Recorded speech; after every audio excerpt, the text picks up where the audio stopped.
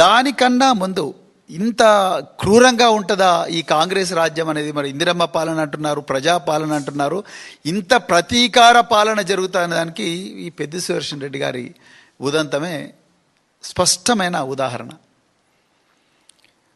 నర్సంపేటలో ఉండే కొంతమంది వ్యాపారస్తులు వాళ్ళు వట్టినాగులపల్లిలో వాళ్ళు ఒక భూమిని వాళ్ళు అక్వైర్ చేసుకొని వాళ్ళు వాసవి కన్స్ట్రక్షన్ అని ఒక కన్స్ట్రక్షన్ కంపెనీ ఉన్నది, ఆ వాసవి బిల్డర్స్కు అమ్మేసిండ్రంట. ఆ వాసవి బిల్డర్స్కు ఈ నర్సంపేట వ్యాపారస్తులు అమ్మేసిన భూమి మీద ముఖ్యమంత్రి గారి సన్నిహితుడైన ఫహీం ఖురేషీ కన్నుబడ్డదని నాకు కొంతమంది ఆ హాస్పిటల్లో నర్సంపేట వాసులు కొంతమంది చెప్పిండ్రు, కొంతమంది నాయకులు ఆ వాసులు చెప్పిండ్రు. దానితోని ఈ ఫహీం ఖురేషీ అదేవిధంగా వాసవి ఎవడోడు విజయ్ కుమార్ అంటాడు, ఎవడో ఆ విజయ్ కుమార్ అంటాడు, అదేవిధంగా ఈ ఫహీం ఖురేషీ వీళ్ళిద్దరూ కలిసి సైబరాబాద్లో ఎకనామిక్ అఫెన్సెస్ వింగ్ అని ఒకటి ఉంటుంది, ఈఓడబ్ల్యూ, వైట్ కాలర్ అఫెన్సెస్ కోసం ఉంటుంది. ఆ ఈఓడబ్ల్యూలో ఒక కేసు పెట్టించి ఆ విజయ్ కుమార్ అంటతోనే కంప్లైంట్ ఇప్పించి ఎఫ్ఐఆర్ రిజిస్టర్ చేయించి పెద్ద ఎత్తున కూడా నర్సంపేటలో సుదర్శన్ రెడ్డి గారికి సన్నిహితులైన వ్యాపారస్తులు ఎవరైతే ఉన్నారో ఆ వ్యాపారస్తులందరినీ కూడా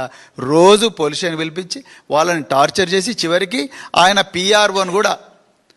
టార్చర్ చేసి మీరు ఏమైనా చేయండి, పెద్ది సుదర్శన్ రెడ్డి పేరు చెప్పండి, పెద్ది సుదర్శన్ పేరు కంపల్సరీ మీ 161 స్టేట్మెంట్లలో రావాల్సిందే, ఆయనను మేము దీంట్లో అక్యూజ్డ్ చేయాల్సిందే అని మాకు పైనుంచి ఆర్డర్స్ ఉన్నాయి. పాపం ఈయన ఏం చేసిండు, అరే సివి ఆనంద్ నాతో పాటు కమిషనర్ సివిల్ సప్లైస్గా పనిచేసిండు, కనీసం ఈయనకన్నా చెప్పుకుంటే మా బాధలు ఏమన్నా తీరుతాయేమో, ఎందుకంటే ఆయన అప్పుడు సివిల్ సప్లైస్ కార్పొరేషన్ చైర్పర్సన్, మా బాధలు ఏమన్నా తీరుతాయేమో అని చెప్పేసి ఈయన సివి ఆనంద్ గారికి ఫోన్ చేస్తే, సార్ నా చేతులు ఏమీ లేదు, అంతా కూడా ఫహీం ఖురేషీ లేకపోతే ముఖ్యమంత్రి కార్యాలయం చూస్తుంది, మాకు ఇదంతా ఏం సంబంధం లేదు అని చెప్పి ఆయన చేతులు కడుక్కున్నట్టుగా ఆయన చుట్టూ ఉన్న సన్నిహితులు ఆప్తులు ఆయనతో ఆయన పంచుకున్నట్టుగా వాళ్ళు నాకు ఈ 3-4 రోజులలో చెప్పారు. ఇంకొక మాట కూడా అన్నారు, అరే ఈ సుదర్శన్ రెడ్డికి ఇంకా ఏం పని లేదా, ఈ సివిల్ సప్లైస్ కుంభకోణం అని తిరుగుతూ ఉన్నారు, అదేవిధంగా మరి విద్యాశాఖలో జరిగిన బంకర్ బెడ్ల కుంభకోణం అని ప్రభుత్వం మీద ఫైట్ చేస్తున్నారు, ఇవన్నీ అవసరమా, కామ్ ఉంటే అయిపోదా అంటే, నువ్వు కామ్గా ఉంటే, నువ్వు సైలెంట్గా ఉంటే, రేవంత్ రెడ్డి ప్రభుత్వం చేస్తున్న కుంభకోణాల మీద మాట్లాడకుండా ఉంటే నీకు వెపన్ లైసెన్స్ రెన్యూ చేస్తాము ఇండైరెక్ట్.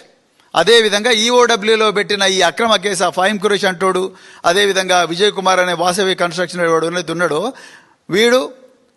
వీళ్ళిద్దరూ కలిసి ఏవైతే అక్రమ కేసులు పెట్టి పోలీసు వాళ్ళని ఎట్లన చేసి మీరు ఆ